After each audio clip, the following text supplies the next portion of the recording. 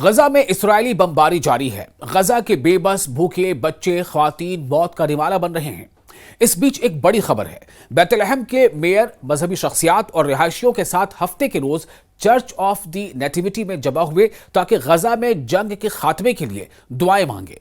यानी गजा में जंग का खात्मा हो, इसको लेकर के चर्च में अब दुआएं की कोशिश हो रही हैं। बैतलहम के मेयर मेहर कनावती ने कहा है कि गजा के पट्टी को इज्तिमाई सजा का सामना है क्योंकि जंग जारी है और एनक्लेव फाकाकशी का शिकार है। यानी कि अब इन्हें भी इस बात का एहसास है कि जो गजा के लोग हैं वो फाकाकशी यानी भुखमरी के शिकार हैं। बच्चे, उन्हें खाना नहीं मिल पा रहा है, औरतें, उन्हें भी खाने की किल्लत है। नतीजा यह है कि भूखमरी की वजह से कई बच्चों की मौत हो रही है। और इसी बीच अक्सर खबरें आती हैं कि इसराइल की बमबारी में ऐसे ही भूखे बेबस लोगों की मौत हो गई। उन्होंने कहा कि हम अमन के लिए दुआ करेंगे।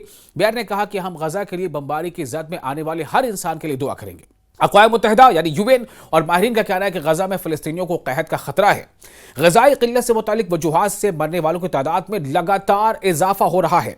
यानी ऐसी मौतें जो भूख की वजह से हो गई हों। अब आप सोचें, 21वीं सदी में हम जी रहे हैं और इस सदी में इस तरह से लोगों की जानें ली जा रही हैं कि उन्हें भूख से तड़पाया जा रहा है, उन तक अनाज पहुंचने से रोका जा रहा है, उन तक जो मेडिकल सहूलियात है, दवाएं पहुंचने से उन तक रोकी जा रही हैं। नतीजा यह है कि गजा की पट्टी में चाहे ख्वातीन हो या बच्चे हो या बूढ़े हो, सभी लागर, कमजोर, बेबस, हड्डियों का ढांचा बनते जा रहे हैं और ये दुनिया तमाशा देख रही है।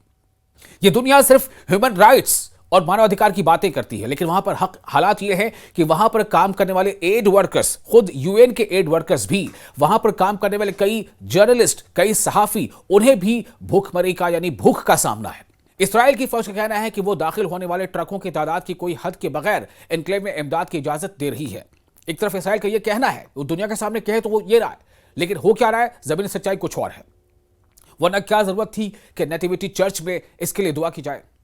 अक़वाम मुत्तहिदा का कहना है कि इसकी नक्ल हरकत और मुजरिमाना लूटमार के वाक़यात पर इसराइली फौज की पाबंदियों की वजह से इसे रुकावट है। आप सोचें, यानी कि जो यूएन एड जो ट्रक्स जा सकती हैं उस पर लूटमार की जा रही है, उससे गजा में दाखिल होने से रोका जा रहा है। खुद अक़वाम मुत्तहिदा इसे मान रहा है। कई मुल्कों के जो अराकीन मेंबरान हैं वो इसकी खुलकर मुखालफत कर चुके हैं। वो इसराइल के खिलाफ बातें कर रहे हैं।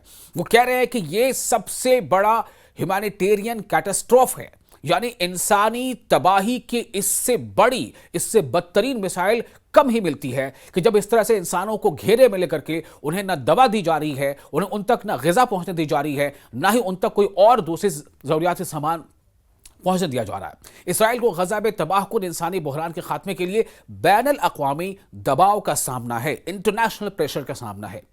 2 दर्जन से ज्यादा मगरबी ममालिक और 100 से ज्यादा खैराती और इंसानी हुकूक के ग्रुपों ने इसराइल के नाकेबंदी और इमदाद की तरसील के नए मॉडल पर सख्त तनकीद की है, क्रिटिसाइज किया है, लेकिन उसके आगे कुछ नहीं किया। कुछ बयान दे देते हैं, कुछ बातें हो जाती हैं, कभी खबर आ जाती है कि कोई शिप जो है वो गजा के लोगों के लिए रसद लेकर पहुंचने वाली है, लेकिन सिर्फ वो खबर बनती है, सुर्खियां बनती है, उन्हें डिटेन कर दिया जाता है। गजा के लोगों की हालत जस की तस बनी रहती है।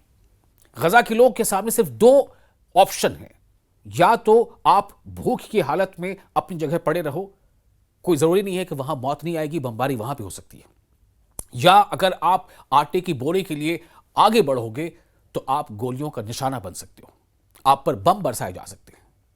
यानी कि आप भूखे रहो, या तो भूख से मर जाओ, या भूख मिटाने के लिए आटे या रोटी के लिए आगे बढ़ोगे तो गोलियों का शिकार हो जाओ। खैराती इदारों यानी जो चैरिटी जो इंस्टीट्यूशंस है, जो ऑर्गेनाइजेशंस है और हुकूक के ग्रुपों ने कहा है कि यहां तक कि उनका अपना अमला भी काफी खुराक हासिल करने के लिए जद्दोजहद कर रहा है। अपना अमला यानी उनकी जो अपने स्टाफ मेंबर्स हैं, ऐसे चैरिटी इंस्टीट्यूशंस के, उनके स्टाफ मेंबर्स को भी जो खुराक की कमी का सामना है। हजारों मायूस फलस्तीनियों ने खुराक की तलाश में अपनी जानों को खतरे में डालकर गजा की पट्टी में ज़कीम क्रॉसिंग का रास्ता इख्तियार किया।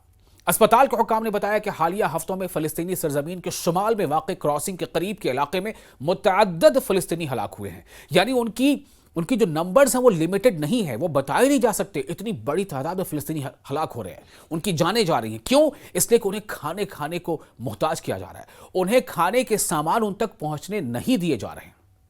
जरा सोचें, ये रेड क्रॉस, ये ह्यूमैनिटेरियन एड, ये यूएन, ये क्या है?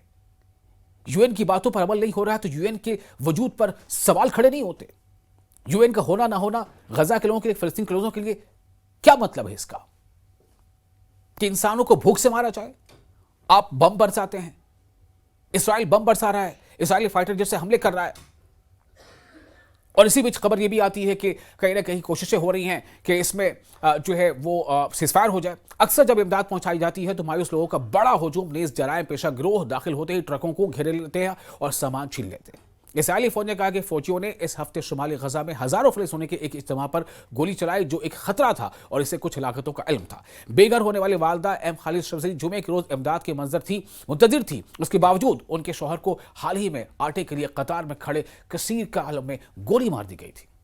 ऐसी कहानियां आप अक्सर कहीं ना कहीं सुन रहे होंगे, पढ़ रहे होंगे, देख रहे होंगे। ये हालात है गजा के।